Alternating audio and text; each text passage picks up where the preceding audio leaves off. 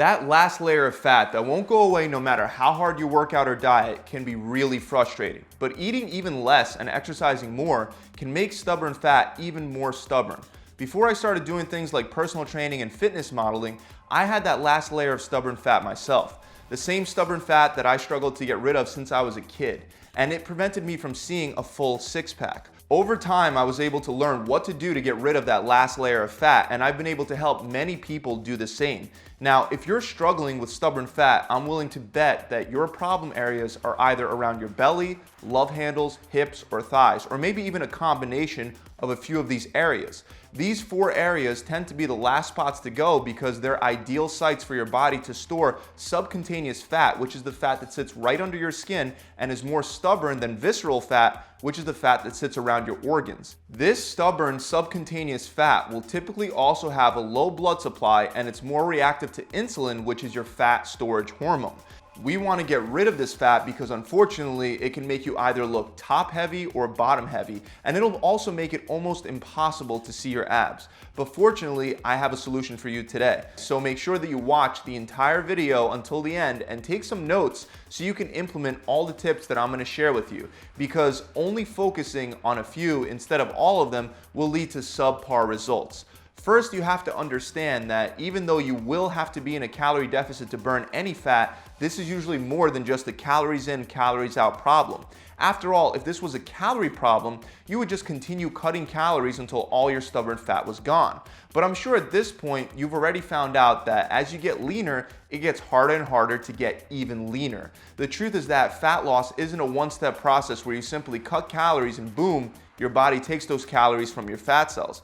In reality, first is the process of lipolysis, where fat is released from the fat cell. Next, the fat needs to travel through the bloodstream to get to another cell where it'll be used for energy. If blood flow to an area is poor, like it typically is with subcutaneous stubborn fat, then there's a good chance that that same fat that was released through lipolysis will be stored right back where it was originally found. But if that fat does make it through the bloodstream, the last step is lipid oxidation, where another cell will finally burn that fat for energy. Now, the big problem with stubborn fat is that it'll release fat a lot slower than non-stubborn fat. This is due to 2 different types of receptors found in fat cells, alpha receptors and beta receptors. The alpha receptors will slow the rate that your fat cells release fat, while the beta receptors will speed up fat release. Unfortunately, stubborn fat is high in alpha receptors and low in beta receptors, which is another reason why it's so hard to get rid of.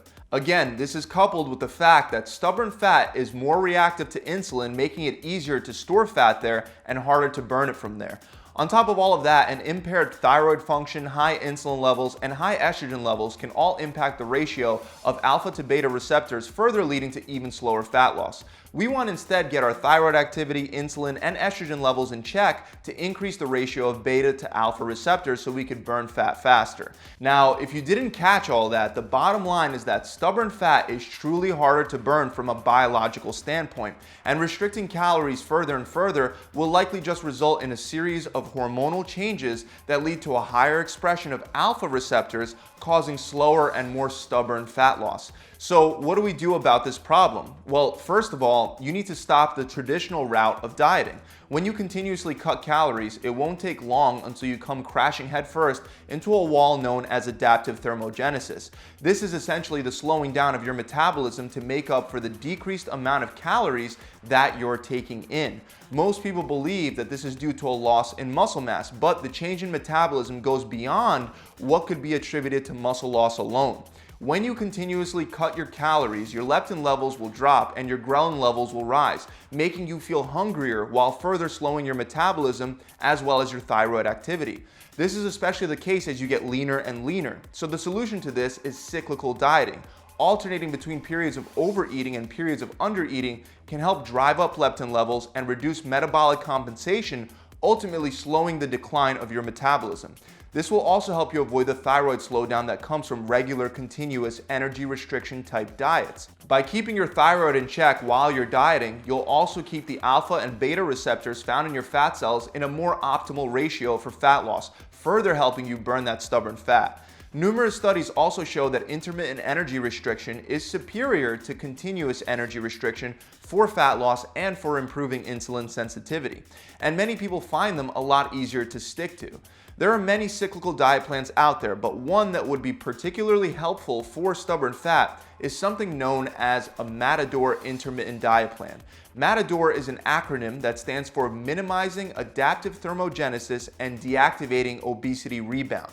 With this plan, you would first apply a more aggressive reduction in calories. A regular reduction is around 20% below maintenance. For an aggressive reduction, you would drop around 30 to 35% from maintenance for 2 weeks, and then you would bump your calories all the way back up to maintenance levels and eat normally for 2 weeks. 2 weeks is the ideal time to implement these diet breaks because that's around the time when your metabolism will become fully adapted to the number of calories that you're taking in on a daily basis. By only dieting for 2-week intervals, there's much less of a hit to your hormone health and metabolism like there would be with most traditional, continuous energy restriction type strategies. An example of how you would set this up would be if your maintenance calories were, let's say, 2,000 per day, you would subtract 30%, which would be 600 calories, meaning you would only eat 1,400 calories per day for 2 weeks before switching back to your maintenance number of 2,000 calories for the next 2 weeks. In the Matador study, they actually compared a group that followed this intermittent 2 weeks on and 2 weeks off approach to another group that just continuously restricted their calories, traditional dieting. After 16 weeks, significantly greater weight and fat loss was achieved with the intermittent approach, while the continuous calorie restriction approach started to plateau. When looking at the changes to the two groups' metabolisms or their resting energy expenditures, you can see that the Matador group started off with the biggest drop in their metabolic rate. This is probably due to the more aggressive 30 to 35% deficit. But what you see throughout the study is as the weeks go by, the metabolic rate for the continuous dieting group continues to decline while the Matador group shoots back up thanks to the diet breaks.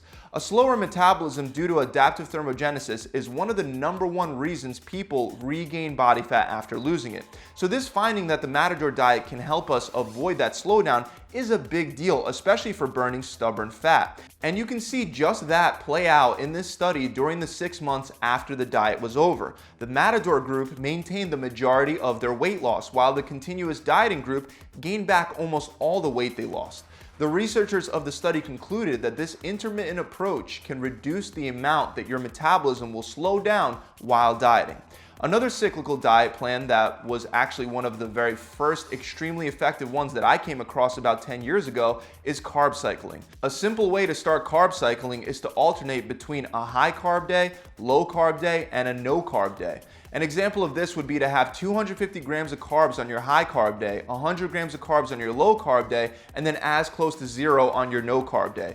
You can also have more fat on your low carb day and less fat on your high carb day to help you balance it out. Of course, the exact amount of carbs and fat that you would eat will depend on your body. To find out exactly how many carbs and fats you should be having, use my macro calculator in the description below. But by cycling carbohydrates like this, you should get less metabolic slowdown and less cravings. This is because studies show that having carb overfeeds like you would on your high carb days can increase your metabolism and improve the function of leptin. Overfeeding fat does not seem to provide the same effect. On your high carb days, you'll also be refueling muscle glycogen, which will give you more energy for your workouts and improve your performance. The last benefit of having high carb refeeds is that they'll have positive effects on your thyroid hormone as well as testosterone and cortisol levels. In fact, one particular study that compared a lower carb group to a higher carb group showed that the higher carb group had much better testosterone to cortisol ratios. The low and no carb days will provide their own benefits as well. The biggest benefit is that they'll help you improve your insulin sensitivity, which will make it easier to lose that stubborn fat. The last cyclical approach that I want to go over today that you can also use to effectively get rid of that stubborn fat is intermittent fasting. The most common protocol for intermittent fasting is the 16-8 method, where you would fast for 16 hours of the day and eat all your food within an 8-hour feeding window. While the cycles here are a lot shorter than the 2-week cycles for the Matador diet, this is still a form of cyclical dieting. Intermittent fasting can be easier for some people to stick to for long enough to finally burn away their stubborn fat. There are also many other intermittent fasting protocols like the Warrior Diet that involves a 20-hour fast, and the alternate day fast, which has you switching from a day of fasting to a day where you eat at maintenance levels. I could go on and on about intermittent fasting, but I already made a whole video that shows you exactly how to set up your own intermittent fasting plan from scratch. And I'll link that video up below in the description. But that about wraps it up for today, guys. I really hope this video has helped you out and that you've learned something new.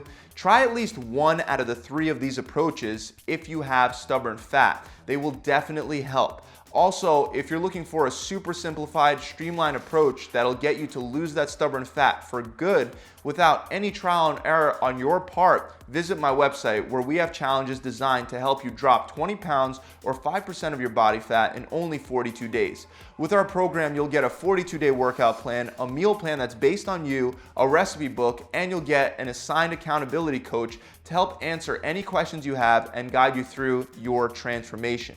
To incentivize you to actually get the results that you're looking for, I also offer the challenge for free to anyone that simply doesn't cheat, doesn't quit, and actually completes the challenge. To find out more, you can click the link below in the description, or you can visit my website directly at gravitytransformation.com. I'll see you guys soon.